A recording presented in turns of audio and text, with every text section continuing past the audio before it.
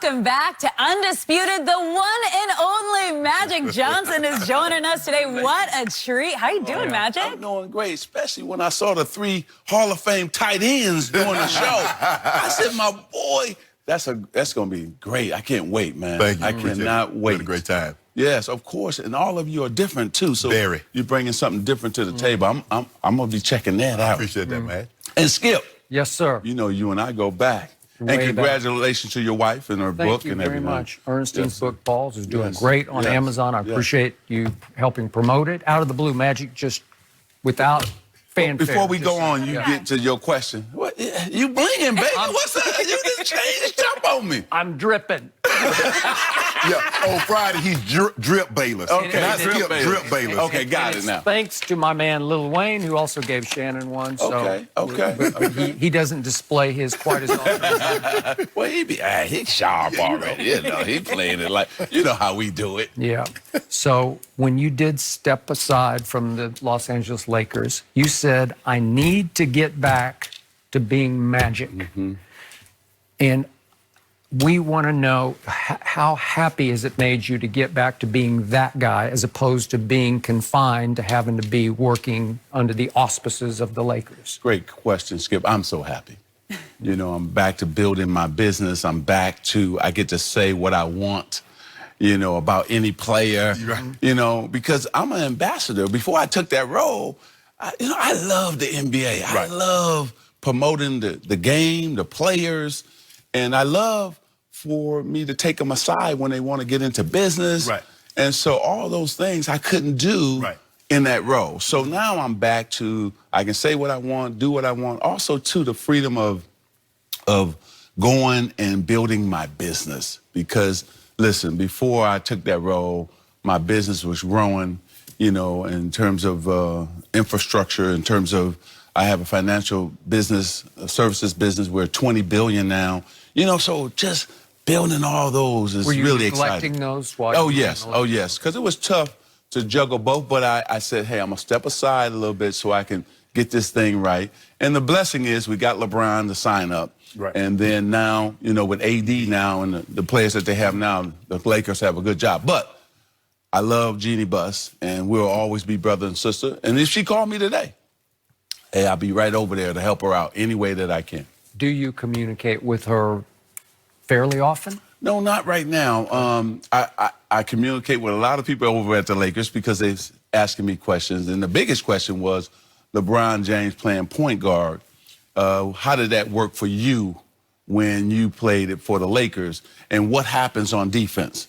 So I told him I would always play the guy who was the least offensive-minded guy on the team. So if there was a great and fast point guard, Byron Scott would slide over and play him. If say the 2 guard was great as well, James Worthy would guard him, and then I would take the small forward. So it just depends on who the guy is that's not really offensive-minded as an opponent. Because you were spending so much energy There you on go. the other side. Okay. And we saw that the other night. And that's what I don't want for LeBron. I think LeBron should go back to being the point forward than being the point guard because he got to spend so much energy, and he's 34 years old. 35 on his birthday. Exactly. So I'd rather for him doing that so he can take over the game in the fourth quarter. Right.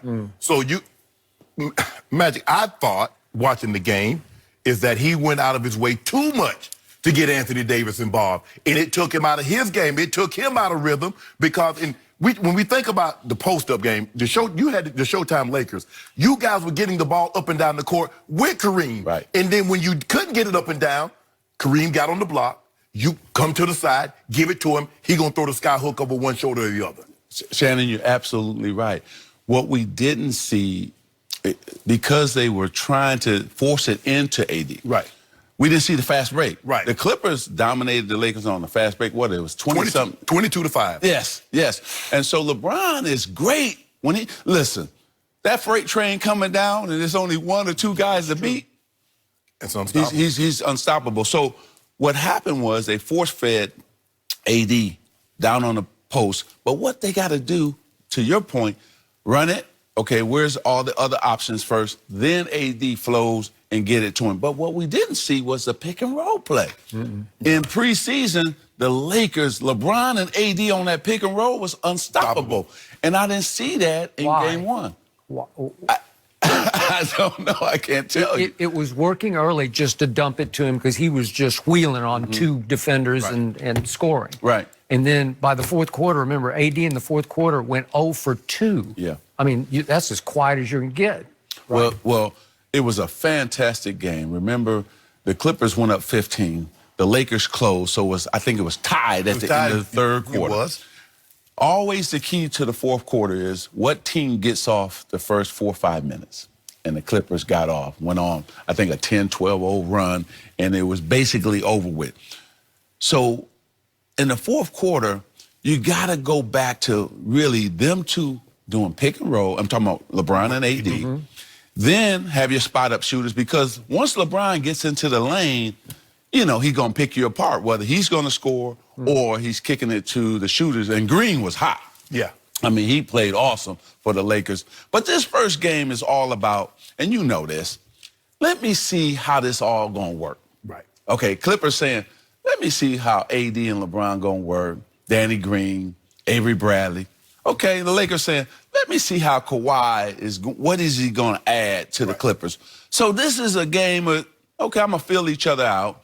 The next game, when PG comes back, Paul George, when Kuzma is back, that's going to be the game everybody will see, okay, how good is the Clippers? How good is the Lakers? And what do we have to do during the trade deadline to make a move? Because one team's going to have to make a move to get better because they're going to feel the other team is better.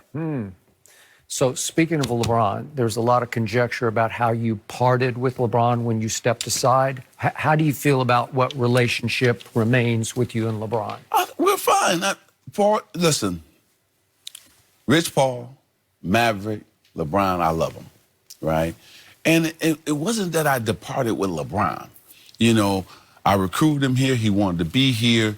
I wanted to help him out in business, not just him, Rich Paul, and Maverick.